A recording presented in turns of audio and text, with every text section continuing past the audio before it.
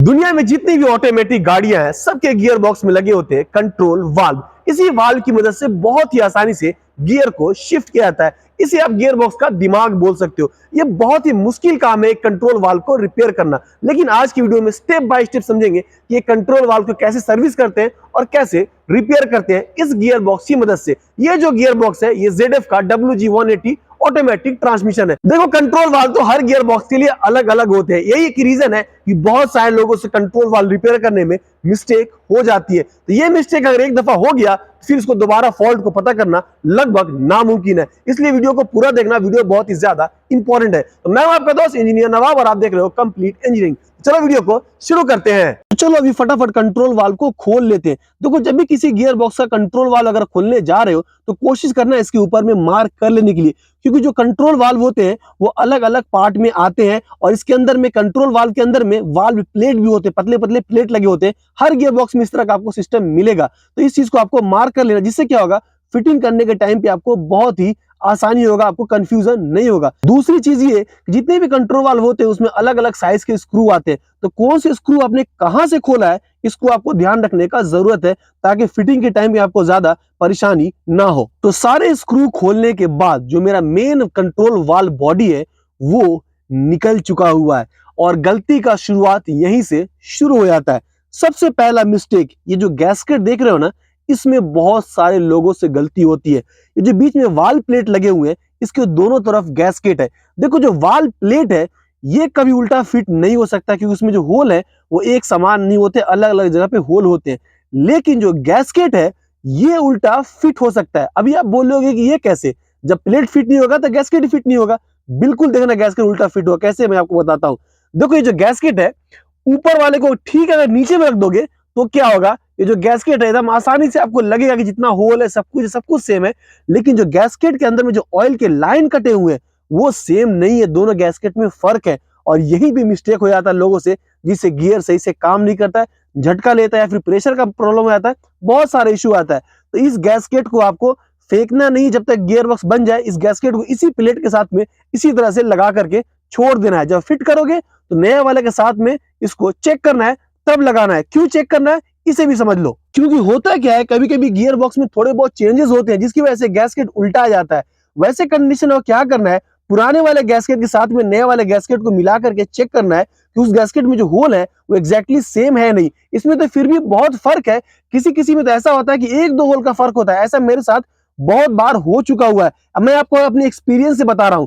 तो वैसे कंडीशन में गैस्केट के ऊपर गैस्केट को रखना है और होल को मैच करना है। ये गैस्केट तो बिल्कुल सेम नहीं है। अब मैं दूसरे वाले को ट्राई कर रहा हूं। ये देखो, इसका ओरिजिनल गैस्केट है, मैं इसको ऊपर रखा हूं और आप देख पा रहे हो एग्जैक्टली होल से होल मैच कर रहा है। मतलब ये गैस्केट सही है। इसी वजह से मैंने आपको बोला था कि पुराने वाले गैस्केट को नहीं फेंकना। इसके बाद मुझे दूसरे वाले कंट्रोल वाल्व बॉडी को खोलना है। इस वाल्व बॉडी में दो वाल्व है, दोनों नॉन रिटर्न वाल्व, जिसमें सिर्फ ऑयल वापस रिटर्न होकर के ऑयल संप में जाता है, दूसरी साइड से ऑयल नहीं आता है। इस वाल्व बॉडी में पूरे ऑयल गैलरीज है, ऑयल के लाइन है। यहीं से फाइनली ऑयल आपके क्लच हाउसिंग में जाता है, जिससे आपका क्लच इंगेज और डिसंगेज होता है। इस कंट्रोल वाल्व खोलने का रीजन ये है कि मैंने इस वाले गियर बॉक्स को ओवरऑल किया था, जिसकी वजह से मुझे कंट्रोल वाल्व सर्विस करना बहुत ही ज्यादा इंपॉर्टेंट है। अगर आप भी जानना चाहते हो कि गियर बॉक्स को ओवरऑल कैसे करते हैं, इसका लिंक आपको डिस्क्रिप्शन में मिल जाएगा, इसे आप जाकर के देख सकते हो। ये मैंने कंट्रोल वाल्व खोल दिया है और आप देख पा रहे हो इसके अंदर में कितने लोहे के छोटे छोटे पार्टिकल्स पड़े हुए हैं और यही पार्टिकल बाद में गियर शिफ्टिंग में बहुत ही प्रॉब्लम करता है। इसी वजह से कंट्रोल वाल्व सर्विस करना बहुत ही ज्यादा इंपॉर्टेंट है। और आप देख पा रहे हो इसमें एक शेप बना हुआ है, इस शेप को आप कमेंट कर सकते हो। तो वाल्व बॉडी खोलने के बाद जो इसका वाल्व प्लेट है उसे गैस्केट की पोजीशन को अच्छे से चेक करने के बाद एक जगह इसको साइड में रख देना है। उसके बाद वाल्व बॉडी के अंदर में दो स्प्रिंग मिलेंगे। ये वही स्प्रिंग है जो मैंने आपको शुरू में दिखाया था, जो नॉन रिटर्न वाल्व का काम करता है। इसके पीछे दो स्टील के बॉल होंगे, उसको निकाल लेना है। इसको निकालने के बाद अब बारी आता है कंट्रोल वाल्व को क्लीन करने के लिए। देखो, क्लीन करने के लिए आपको एकदम फाइन एमरी पेपर लेना है, जिसको हम लोग रेक माल बोलते हो ना, एकदम फाइन वाला, जिसे क्रैंक शाफ्ट पॉलिश होता है ना, उसकी मदद से आपको अच्छे से क्लीन करना है और ज्यादा देर तक भी नहीं घसना है। ये तो फिर भी स्टील का है, लेकिन जो कार में जो कंट्रोल वाल्व आते हैं वो एल्यूमिनियम के होते हैं। उसे ज्यादा घसोगे सरफेस खराब होगा और जिससे क्या होगा, गैस्केट प्रॉपर नहीं बैठेगा और प्रेशर लीक होगा। तो इतना ही घसो जिससे सरफेस अच्छे से क्लीन हो जाए। उसके बाद आपको हाई प्रेशर एयर की मदद से आपको कंट्रोल वाल्व को क्लीन करना है। जितने भी इसके अंदर छोटे छोटे होल है सब में आपको हाई प्रेशर से जरूर क्लीन करना है। अगर ये होल ब्लॉक होंगे तो हाई प्रेशर की मदद से ये होल क्लियर हो जाएगा। अब बाद में ये कंट्रोल वाल्व कोई आपको प्रॉब्लम नहीं देगा। और अब इस कंट्रोल वाल्व को करेंगे फिट। फिट करने से पहले सबसे पहले जो इसमें दो स्टील के बॉल थे उसे रखना है, और जो दो स्प्रिंग थे उसको भी इसमें फिट कर लेना है। इसको रखने के बाद अब बारी है इसमें गैस्केट लगाने की। तो गैस्केट लगाने से पहले आपको एक चीज का ध्यान रखना बहुत जरूरी है कि इस गैस्केट को अच्छे से साफ ऑयल से भिगा लेना है। इससे फायदा ये होगा कि गैस्केट जो हार्ड है वो सॉफ्ट हो जाएगा। तो जब बोल्ट टाइट करोगे तो ये गैस्केट डैमेज होने के चांसेस बहुत कम होते हैं। और दूसरा चीज ये कि जो गैस्केट है अच्छे से अपने जगह पे प्रॉपर ये बैठ जाता है। तो पहला गैस्केट लगाने के बाद आपको क्या करना है, वाल प्लेट लगा लेना है। उसके बाद आपको दूसरे गैस्केट को भी उसी तरह से ऑयल से भिगा के आपको इसके ऊपर में रख देना है। दोनों गैस्केट लगाने के बाद आपको क्या करना है, चार लंबे लंबे स्क्रू लेने हैं और इस स्क्रू को इस कंट्रोल वाल्व के चारों कॉर्नर पे लगा देना है। इससे दो फायदे होंगे। सबसे पहला फायदा ये है कि जो गैस्केट है अपनी जगह से हिलेगा नहीं, और दूसरा जब वाल्व को फिट करने जाओगे तो आपको बहुत स्पेस मिलेगा वाल्व को अच्छे से लाइन करके स्क्रू को टाइट करने का। चार स्क्रू को हाथ से टाइट करने के बाद अब वाल्व प्लेट को आहिस्ते से पुश करोगे तो ये वाल्व अपनी जगह पे जाकर के बैठ जाएगा। उसके बाद जितने भी इसके स्क्रू हैं उसको आप आसानी से लगा सकते हो। सारे स्क्रू को लगा लेने के बाद अब बारी आता है इसे टाइट करने का। तो टाइट करने का तरीका ये है कि सबसे पहले आपको सेंटर वाले स्क्रू को टाइट करना है, फिर जो राइट साइड में है उसे टाइट करना है, फिर जो लेफ्ट में है उसे टाइट करना है, फिर जो राइट में है उसे टाइट करना है, फिर जो लेफ्ट में है उसे टाइट करना है। किसी भी कंट्रोल वाल्व में आपको इसी तरह से स्क्रू को टाइट करना है। और दूसरा चीज ये, कभी भी एक दफा स्क्रू को टाइट करके छोड़ना नहीं है। आपको स्क्रू को रिपीट करना है, 4 से 5 दफा आपको सारे स्क्रू को टाइट करना है, फिर आपको चेक करना है। ऐसा करने का रीजन ये है कि जब स्क्रू टाइट करते हो तो जो गैस्केट है वो बैठता है, मतलब गैस्केट क्या होता है, पिचकता है, जिससे क्या होता है एक तरफ स्क्रू टाइट करोगे दूसरे तरफ वापस स्क्रू आपका ढीला हो जाएगा। इसी वजह से प्रोसेस को रिपीट करना है। एक दफा आपने सबको अच्छे से फुल टाइट कर लिया, उसके बाद क्या करना है, आपको 5 मिनट आपको वेट करना है। 5 मिनट वेट करने के बाद एक दफा आपको फाइनल टाइट करना है।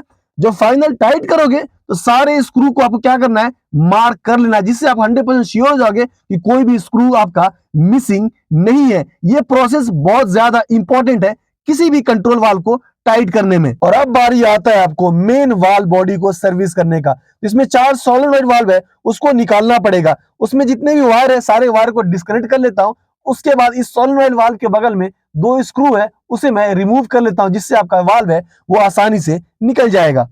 सोलेनॉइड वाल्व निकालने के बाद आपको इसको एक जगह साइड में रख लेना है। उसी वाल्व के बगल में आपको मैकेनिकल वाल्व मिलेंगे, जिसको हम लोग शिफ्ट वाल्व बोलते हैं। इसी वाल्व की मदद से आपका गियर शिफ्ट होता है और गाड़ी का क्लच इंगेज होता है। जब इस वाल्व को निकालते हो तो आप इस वाल्व को एक दफा हल्के से ठोक करके चेक कर लेना, इस वाल्व के अंदर में कहीं पतला पतला वॉशर तो नहीं, जिसको हम लोग शिम बोलते हैं। बहुत सारे वाल्व के अंदर में होता है, अगर ये वॉशर मिसिंग हो गया तो फिर बाद में आपको प्रॉब्लम हो सकता है। उसके बाद इसके अंदर में स्प्रिंग है, उसे भी आपको निकाल लेना है। निकालने के बाद जितने भी मैकेनिकल वाल्व हैं सबको आपको अलग अलग रखना है, क्योंकि जितने भी वाल्व हैं कोई भी सेम नहीं है। इसी तरह से दूसरे वाले सोलेनॉइड वाल्व को निकालूंगा, उसके बगल में भी एक शिफ्ट वाल्व मिलेगा, जिसको हम लोग शिफ्ट वाल्व 2 बोलते हैं। 4 सोलेनॉइड वाल्व के लिए आपको 4 शिफ्ट वाल्व मिलेंगे, 3 इस साइड में है और एक दूसरे साइड में है। तो इसको भी निकालना है और इसको भी अलग रखना है। देखो सोलेनॉइड वाल्व इधर उधर हो जाएगा, कोई मुश्किल नहीं है, सब सेम है। लेकिन मैकेनिकल वाल्व भाई कभी इधर उधर नहीं करना, इसके वाल्व को ना ही इसके स्प्रिंग को। अब जो सबसे आखिरी में है उसको निकाल लेते हैं। याद रखना किसी भी सोलेनॉइड वाल्व के अंदर में फिल्टर लगे होते हैं। इसको जब फिटिंग करने जाओगे तो अच्छे से इस फिल्टर को क्लीन करना, और जो इसके साथ में होल है उसको भी जरूर अच्छे से क्लीन करना। ये बहुत ही इंपॉर्टेंट प्रोसेस है।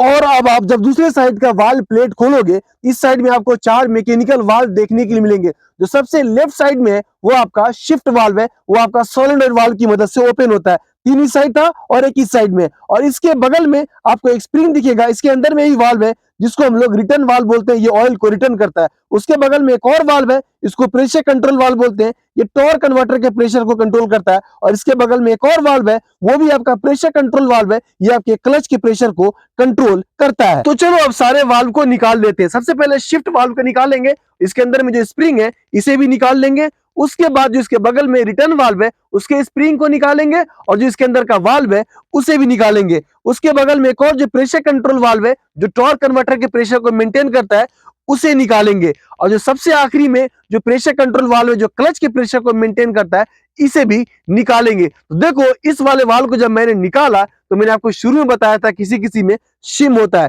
तो इस वाले वाल्व के अंदर में देखो शिम है, इस शिम को आपको कभी नहीं फेंकना है, वापस इस शिम को इसी वाल्व में लगाना है। ये प्रेशर रेगुलेशन के लिए बहुत ही ज्यादा इंपॉर्टेंट है। सारे वाल्व को निकालने के बाद अब बारी आता है क्लीनिंग की। इसे भी अच्छे से क्लीन करेंगे, उसके बाद सारे वाल्व को एक एक करके फिट कर देंगे। जब भी आप वाल्व को फिट करने जाते हो तो उसको अच्छे से जरूर लुब्रिकेट करना ऑयल की मदद से। ये बहुत ही इंपॉर्टेंट चीज है। लुब्रिकेट करने के बाद मैं सबसे पहले शिफ्ट वाल्व को फिट करूंगा, उसके बाद बारी आता है रिटर्न वाल्व को फिट करने का। तो ये रहा रिटर्न वाल्व, इसको भी लुब्रिकेट करूंगा।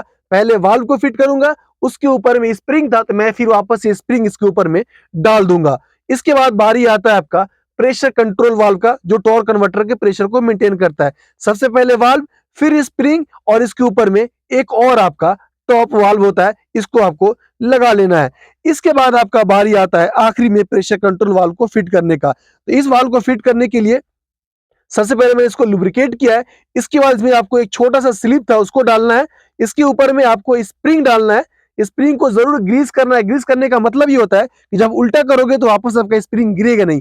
इसके बाद आपको शिम डालना है, दो शिम था, दोनों शिम को डालना है। इसके बाद फिर से स्प्रिंग डालना है और इसको जा करके आसानी से आपको फिट कर देना है। इसके बाद आपका एक साइड का जो वाल्व है वो पूरा कंप्लीट हो जाएगा। इसके बाद आपको क्या करना है, इसके ऊपर का जो कवर है उसको आपको लगाना है।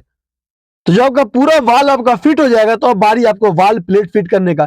वाल प्लेट जब फिट करने जाओगे तो पूरे स्क्रू को इस वाल प्लेट में फंसा लेना और दो स्क्रू को आपको लंबा इस्तेमाल करना है सिर्फ इसको फिटिंग के लिए। ऐसा इसलिए करते हैं कि जो पूरे वाल्व है स्प्रिंग लोडेड है, आप हाथ की मदद से इसको नहीं दबा पाओगे, इसलिए आपको मुश्किल होगा। लंबा स्क्रू यूज करोगे तो आप जब स्क्रू को टाइट करोगे तो आपका जो वाल प्लेट है वो नीचे आएगा। उसके बाद आप सारे स्क्रू को आसानी से फंसा सकते हो। जब सारे स्क्रू को फंसा लोगे तो जो आपने स्क्रू लंबा वाला यूज किया है इसको वापस से खोल करके निकाल लेना है। निकालने के बाद जो ओरिजिनल स्क्रू है वहां पे वापस से आपको टाइट कर देना है। तो इस तरह से आपका जो वाल प्लेट है वो बहुत ही आसानी से टाइट हो जाएगा। इसके बाद दूसरे साइड में जितने भी वाल्व है, मैकेनिकल वाल्व और सोलेनॉइड वाल्व, सबको आपको एक एक करके फिट कर लेना है। एक चीज मैं आपको बताना चाहूंगा कि जो सोलेनॉइड वाल्व है जब ये एक्टिवेट होता है तो डायरेक्ट ऑयल को क्लच में नहीं भेजता है, ये ऑयल को भेजता है इस शिफ्ट वाल्व में।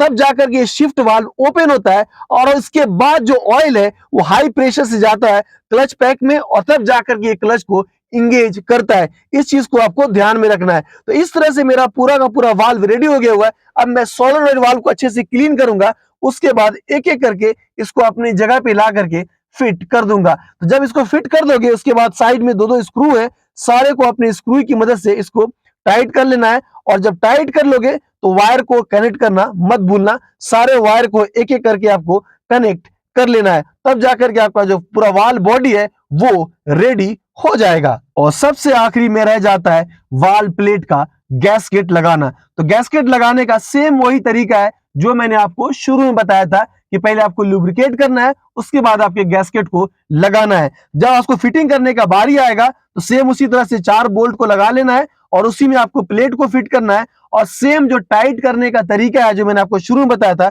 उसी तरीका से आपको टाइट भी करना है।